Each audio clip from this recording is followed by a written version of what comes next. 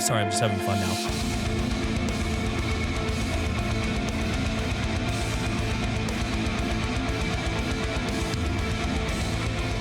What's up, all you little YouTube goblins? And I say that lovingly because goblins are my favorite fantasy creature. Mark with Kardavox Academy here, and today we're checking out Parkway Drive, The Greatest Fear. You know, I don't think we've ever done Parkway Drive here on the channel, so it'll be kind of interesting to see. I've certainly heard them before, but for whatever reason, we've just never checked out Parkway Drive, so let's do it. Now, if you're new to the channel, again, my name is Mark. I am a metal vocalist myself. I'm in a band called Kardavox. We released our album Liminal Right on June 10th through Metal Blade Records recently. Check it out if you want. Doesn't sound a whole lot like this, but it's metal, so hey, there's something there for you. And I am a vocal coach, really mostly specializing on harsh metal vocals. So kind of teaching people how to make all these kind of silly noises. So that's what we do on the channel. We focus on that. We talk about how people make these crazy noises. We take the reaction format, we break it down, we slow it down. We talk about vocal technique. It's a lot of fun. If you enjoy the content, be sure to like, share, and subscribe. It means a lot to see the channel grow. And if you really like the content, we do have a Patreon, which is a lot of fun. Most of what happens on Patreon happens on our Discord server. We have listening parties, karaoke events. There are people talking all around the clock from all around the globe. So it's a lot of fun. That's really all I have as far as housekeeping at the beginning. So let's go ahead. Let's talk about Parkway Drive, The Greatest Fear. Let's go.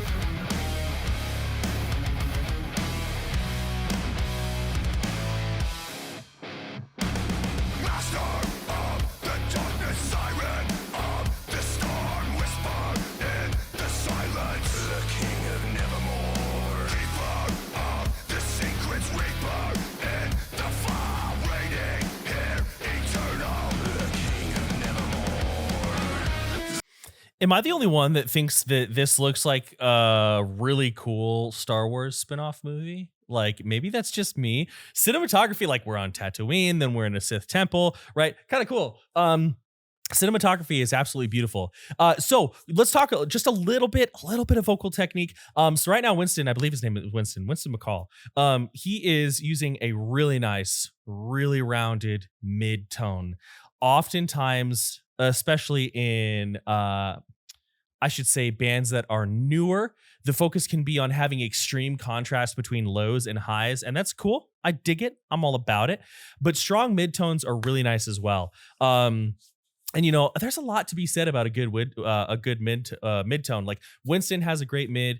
Joe from Fit for an Autopsy has a great mid. CJ from That Is Murder, awesome mid. And essentially, when we're working on a mid, I am a big fan. And it's not just me. I've talked with other metal vocalists who feel similarly. I'm a big believer in that having a strong mid is a really important and good foundation for learning a lot of other vocals.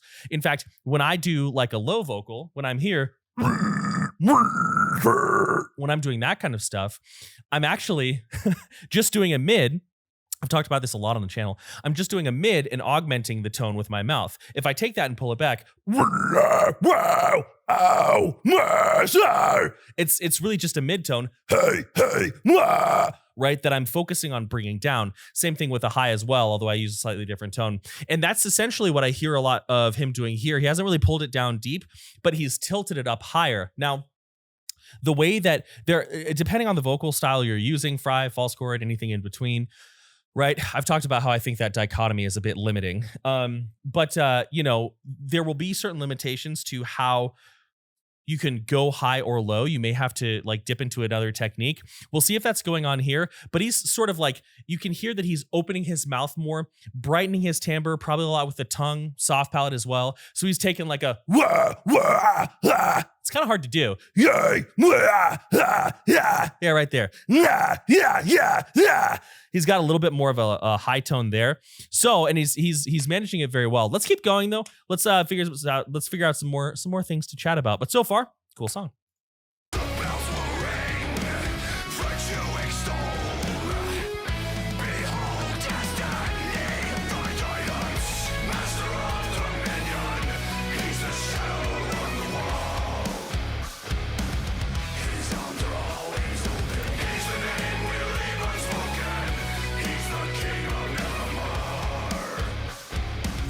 Little Pink Floyd?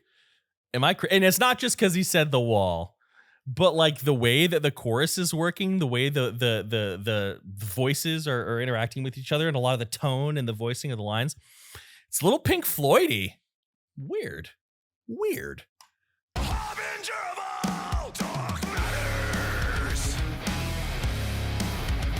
That was cool.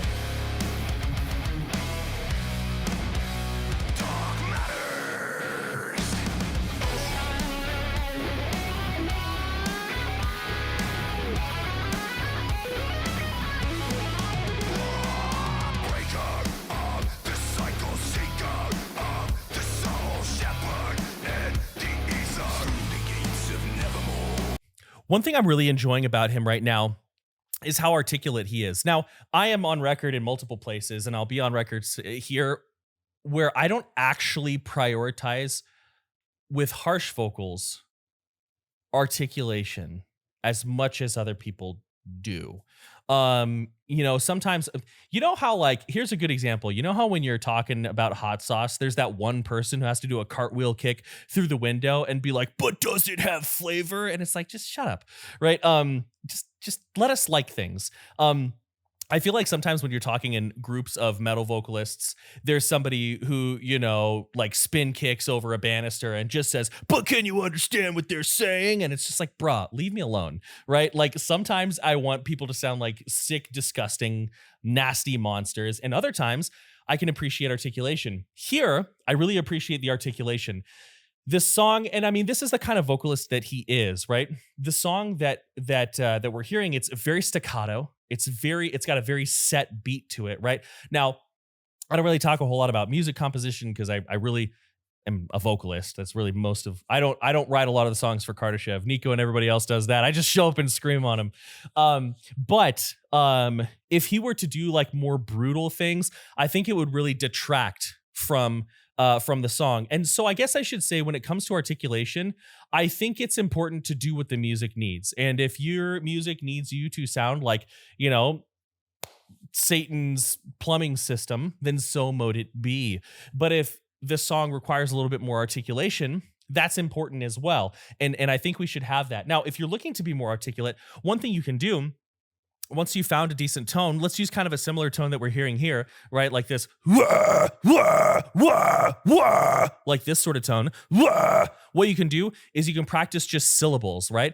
So you take it back to the Melissa Cross days. Ma, me, me, mo, mu. Mana, la, me, ne, le, mi, ni, li, monolo, right? Why not? Way, ma, me, me, mo, mu. Mana, la, me, ne, le, mi, ni, li, monolo. Rah. Right? You can say simple words. One of my favorite things to do, actually, this is a really good tip. Read books or articles in, like, okay, I don't have anything. I've got a pen near me, so I'll just use this pen.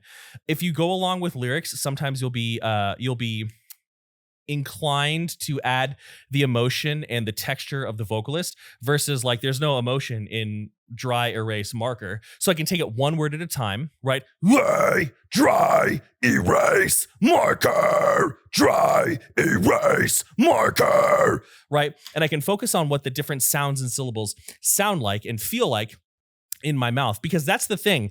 The more articulate we are, the more accurate we need to be. Like the more we care about people understanding our words, the more we need to focus on accuracy. And that being said, you're going to run into situations where you find a vowel or a consonant that's more difficult to use because the airflow and the pressure involved with that vowel or consonant is different from what you're used to, right? Like the first time I said dry erase marker, you may have heard that my voice broke a little bit because I was using a suboptimal positioning for E. I said E the way that I speak, right? Which was, it's a minor mistake. I said E the way that I speak, which is closed. E. I didn't say E like a vocalist.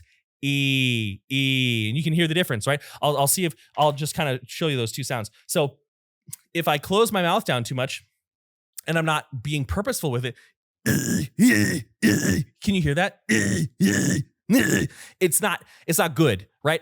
It's not terrible, but it's not good. Now, instead, if I say like E and I focus on holding that vowel while creating space in the back, E,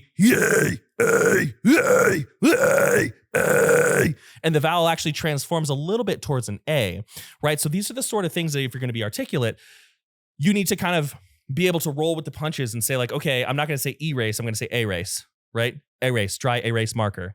Something to think about. All right, I'm rambling a little bit. And we've got, Darth Sleeves over here finding a new Padawan. So let's go. Just beyond the pale of truth is dead to see for one and all. The answers that you seek like just beyond his open door. The bells will ring, virtue extol.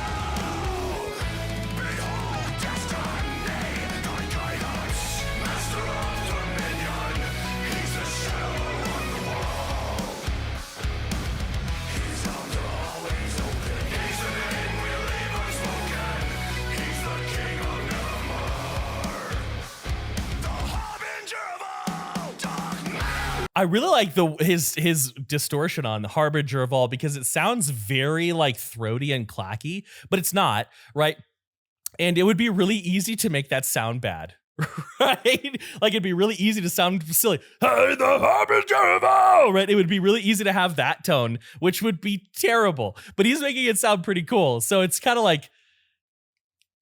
like an orc from World of Warcraft has spent a lot of time on singing and is doing a really good job and actually sounds pretty dope. Right? It's kind of funny. The first time I heard him do it, I was like, what? That's kind of funky, but I don't know. It's growing on me. Let's listen to this guitar solo.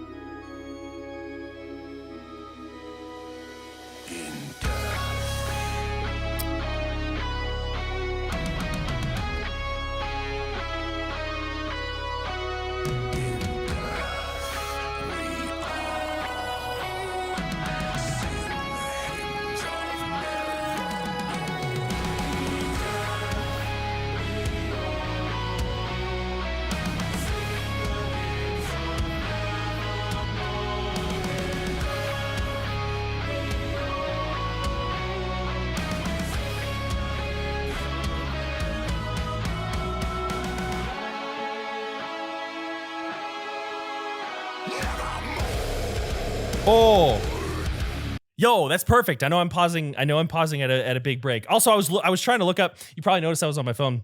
I was trying to look up the name of that Sith from the new Obi-Wan show, and I was like, ooh, maybe this guy's looking for his Padawan, and that's her, and this is like a really elaborate backstory for that Sith. That'd be cool. It's not, but it'd be cool. Okay, I didn't find the name. Doesn't matter. The new Obi-Wan show was cool. You should check it out. So That is a really good example of how we take a mid, we change the shape of our mouth, and it becomes a low, right? A lot of times, and I've talked about this, oh gosh, so many times, and I'm going to talk about it again because it's so fundamental. People will try to do low vocals, or high vocals. They'll come to me and they'll say, hey, I'm trying to extend on either side here, and I just can't do it. And then either if they're going for a low, they're shoving their larynx down. Now, it's okay to drop our larynx a little bit, right? Naturally so, but people really push their larynx down. I have never seen that be very useful, or I've seen people be like, yeah, I shove my larynx down all the time, and they'll shove their larynx down and then they'll do the scream and I can like visually see their larynx go boop back to neutral. Interesting. Or for a high scream, they'll shove their larynx super, super high, right? Well, instead, what if I just kind of play around with vowel formants, right? What if I play around with the resonance? I'm going to take a pitch here. Let's go, why not there? Hey,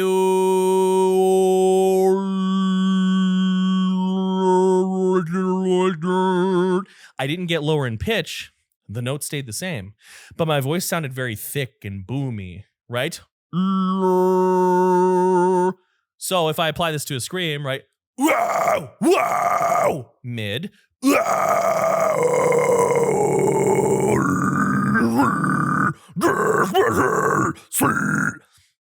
They're lows, but if I then pull it away, right?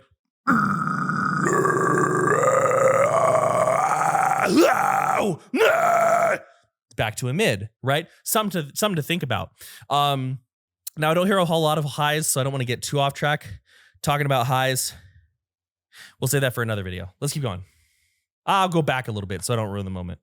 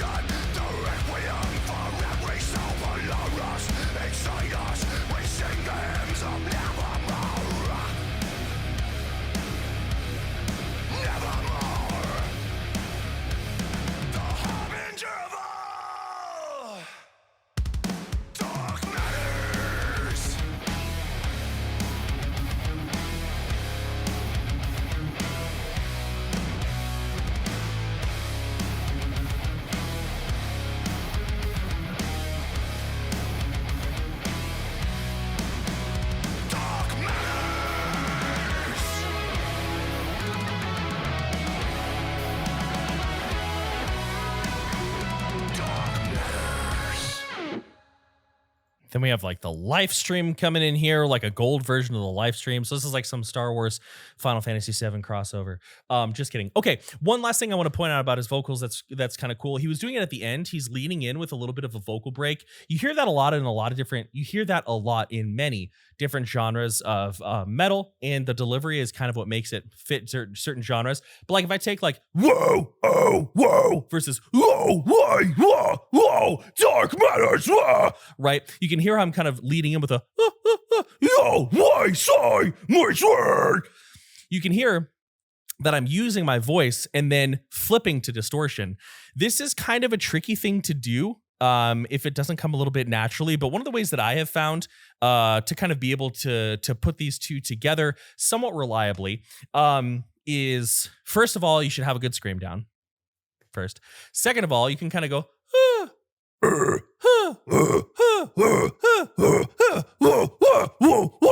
you can kind of put the two together.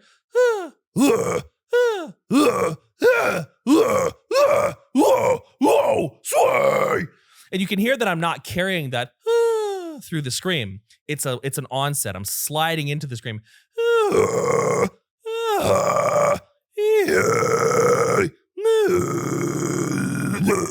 Sorry, I'm just having fun now.